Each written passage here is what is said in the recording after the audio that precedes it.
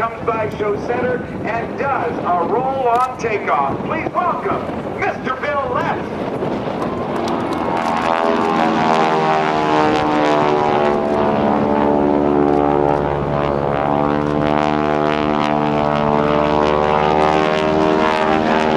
He's gonna talk to us live from the cockpit as he puts on his aerobatic demonstration. But let me tell you a little bit about Bill Leff. He, in fact, has been flying this very airplane for 36 years. He completely restored it himself. He served in the Air National Guard. He has since he started flying gliders at the age of 14, has flown more than 200 types of aircraft. But in this airplane, he's flown over 1,000 air show performances. As the airplane goes up into the sky over Naval Air Station Oceana, picking an imaginary spot in the sky 45 degrees up to the left of the airplane and rolling around using the elevators, rudder, ailerons, and throttle to start and stop at the same altitude and airspeed. Now, let's see if we can go live to him. Say a quick hello to Bill Leff. Bill Leff, good afternoon. Welcome to Oceana. Oh, he's coming up now? Okay. Hello, Bill Leff. How are you, bud? Well, we think we're going to be able to talk to him live in the cockpit. Hello, Bill Leff. Are you there? Hey, Ryder. Here I am. Okay. Well, I bet you can you do a loop for us? No, we'll get you one. First, we're going to do a slow roll. A slow roll. Right now.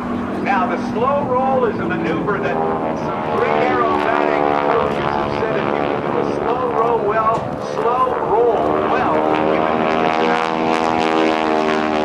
aerobatic maneuver. It takes a lot of skill, especially in an airplane that weighs 5,500 pounds. You got yourself a heavy airplane there, buddy, but it's slow rolled well. What's coming up? Okay, Cuban 8 is next. So you can tell folks all about what a Cuban 8 is. I will do just that.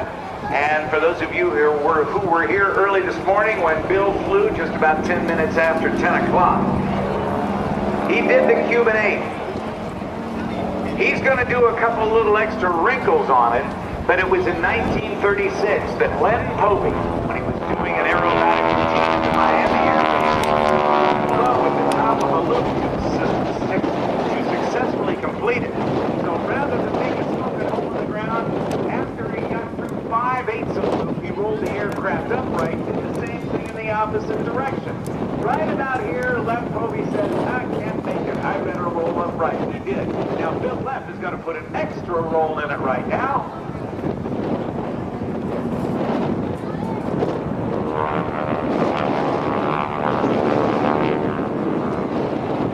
And then he's going to do what Leff the maneuver in the opposite direction.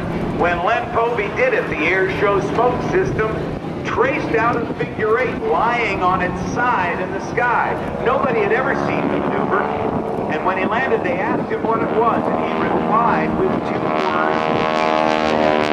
He's also training the Cuban Air Force pilots to fly aerobatics. He said, Ocho Cubano. That was in 1936. Ocho Cubano, Cuban 8, and the name has stuck ever since. Bill Leff, who used to deliver papers to the home of the Wright brothers just so he could earn money to learn to fly.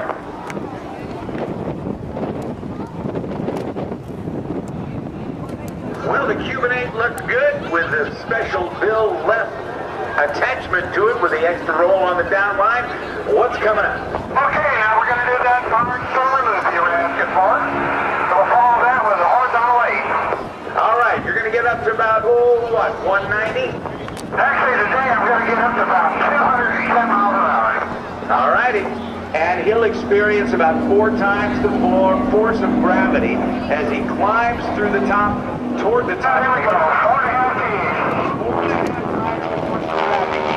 4.5 times his normal body weight. Straight up into the sky, over the top. Now he gets weightless. He pulls back through, and on the back side of the loop right there, another 4.5 Gs. Everybody but you're handling it well, my friend. Bill Leff now experiencing Now we're doing a 4G horizontal 8. the horizontal 8, where he picks up that 4G pull all the way through the maneuver, lying the 8 flat on the ground, if you will, with the flat 8.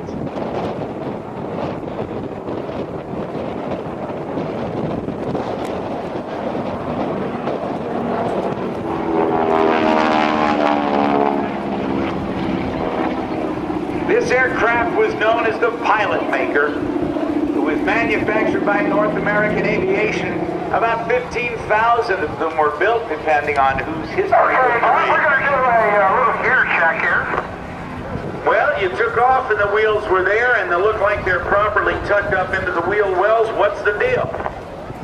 I'm going to exercise it. Let's see if you can tell me what we're doing. All right. Well, let's take a look at Bill Leff. If you see the bottom of the airplane, you can see the wheels are tucked up into the wheel wells. Bill's going to dive down towards show center. He'll pull back on the stick. He's going to roll the airplane upside down, and let's see what happens to the wheels in the gear check. Well, the wheels were... Wait a minute. You didn't lower the landing gear because the wheels were up. What did you do? I extended them. Extended it. Works for me, bud. Okay, we're going to do a dirty roll next. Aerodynamically dirty. That means with those wheels down, it causes a lot of extra drag on the airplane. And he has We're going to follow the dirty roll with the high alpha pad. Copy that. He has to be very careful of his airspeed as he goes through this maneuver. Not only is there drag because of the wheels being down, but the wheel wells themselves are now big holes up in there, and there's a lot of turbulence, which also helps, that tends to make the airplane slow down. So Bill Leff rolls upside down with the dirty roll, and that's what is known as the high alpha pass. Alpha is short for a term that is called angle of attack. And that angle of attack, in this case, means the number of degrees that the nose is pulled up above the horizon. And so Bill, with this 600 horsepower Pratt & Whitney radial engine and a 5,500 pound airplane, is going to come around from the left and slow the airplane down. He'll come back on the power, pull the nose up some more and add power, and let's see how slow he's going to go. Okay, Bill, give us some speed calls. I've explained the angle of attack to our spectators, so let's see how slow you can make it go. Okay, we're down to 90 miles an hour. We're slowing and shoot for 65. And there's 80. A little turbulent today, so it might be a little touchy getting slow. So we're bringing her down. There's 70.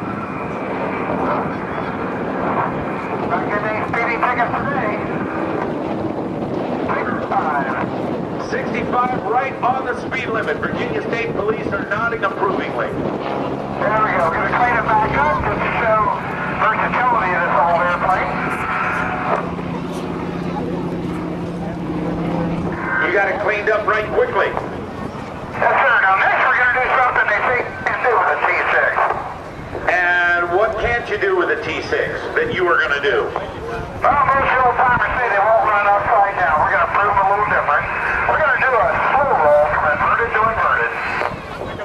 Okay, well, we'll take a look at that. Because you don't have an inverted fuel and oil system? Don't have inverted fuel. I did modify the airplane with inverted oil. So that'll keep that part of it turning, but you get it into upside down, doesn't have an inverted fuel system, and it's going to starve the engine. Here comes Bill Leff. Let's watch as the nose come up. He's going to roll it over on its back. 5,500 pounds of airplane, the advanced training used by the Navy and the Air Force, upside down, and let's see if he can get it all the way around to upside down again and complete the maneuver. There he goes, ladies and gentlemen, a round of applause for Bill Leff in the North American T-6 Texan. That's pretty good today. Yeah, it did. Kept going. I love it when the engine keeps going. And that's a heavy airplane for only 600 horsepower. Oh yeah, this airplane weighs nearly 6,000 pounds. Okay, we're going to do a 4-point roll next. Oh gosh, I didn't know it was that heavy. Oh, 5,300 pounds. Military swim all the way up to 8,000 pounds. Oh boy. All right. Well, you're going to do what now? 4-point roll. Here we go. Left knife edge flight for 90 degrees. Another 90 degrees into inverted flight. He'll hold it now for the next 90 degrees to knife edge and then bring it around. That's point hesitation roll. Well, that looked good, Bill Leff. And I tell you what, the airplane just... Do you polish that airplane every week? Yeah, we keep it nice and clean for the folks and tell them, get their cameras out. We're going to come by and do a photo pass for them. All right, we'll do that. We'll do one each way. That sounds awesome. So we get a couple of photo passes. Now, you spent how many years restoring this airplane, Bill? I've owned it for 37 years. Wow. And when you bought it, who did you buy it from? You buy it from the airport? I'm not on an airplane pilot. I bought it in Spokane, Washington. That's a long way to bring an airplane back to Dayton, Ohio. That was a long flight. No radios, no instruments, without a license. So we had to do a full restoration on it. And you were responsible for a lot of that, but you've done a lot of modifications, including hydraulic system modifications to get the gear up faster and a lot of stuff, right? We've done that, but the outside's completely stock and the fuel system is stock. Okay, here we're going to show another good side. Pops up at full brake windows. Full brake windows in a Texan is the speed of smell.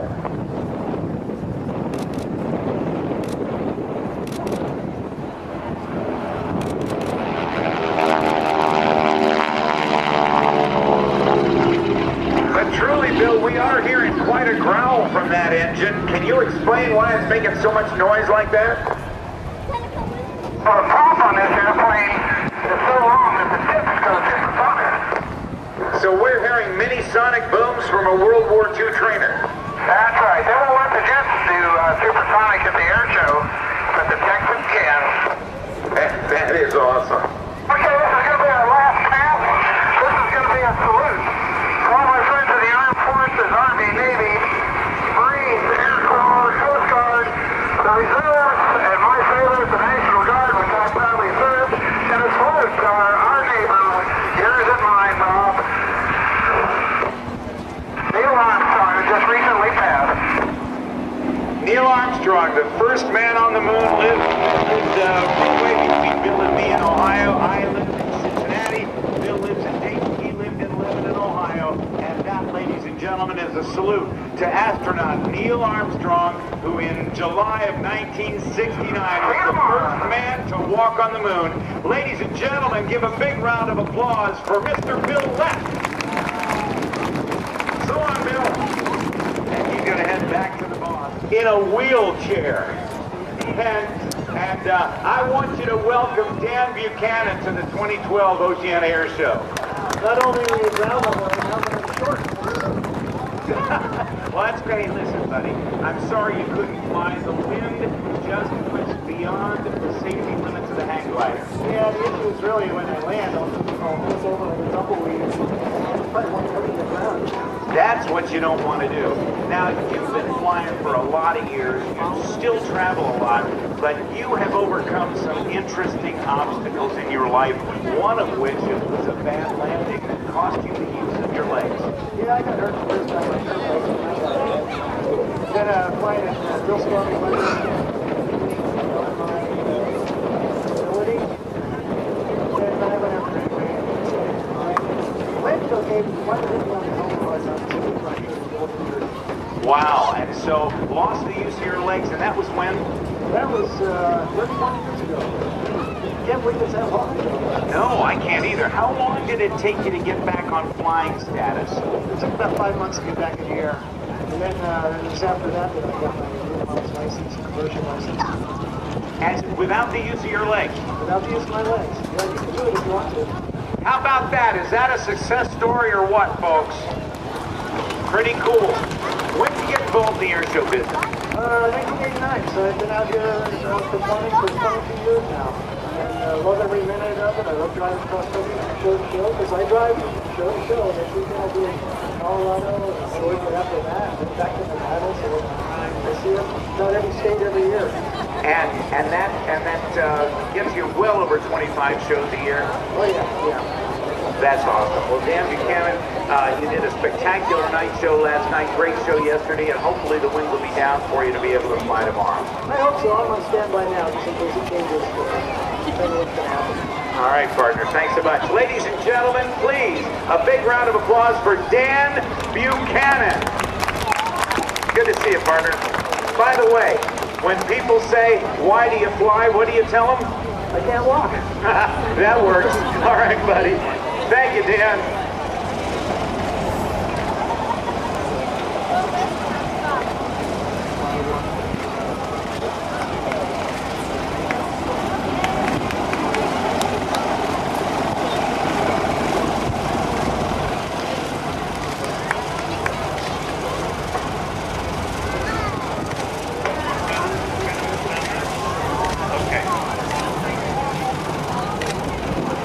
Got it. All right, here's what the boss tells me. Petter says we're going to give Bill Leff a wave. There is the SNJ, or AT-6, or T-6, or Harvard as it was named. The airplane was built by North American Aviation. Beginning in 1938 with production running through about 1944.